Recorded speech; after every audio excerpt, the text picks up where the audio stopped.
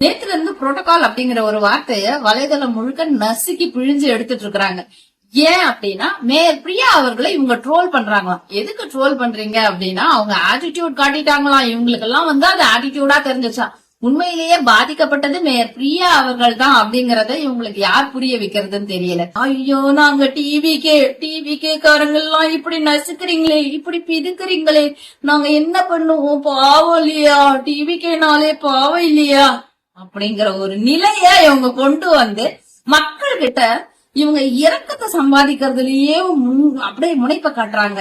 ஏன் அப்படி முனைப்ப காட்டுறாங்க அப்படின்னா இவங்களால எதுவுமே பண்ண முடியாது அப்படிங்கறது இவங்களுக்கு தெரியும்.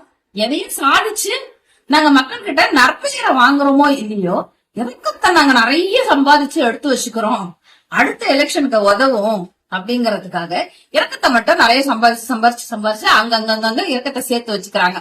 லைக் அவங்களோட அவங்க தலைவர் என்ன பண்றாரோ அதே வழியில இவங்களும் செயல்படுறாங்க.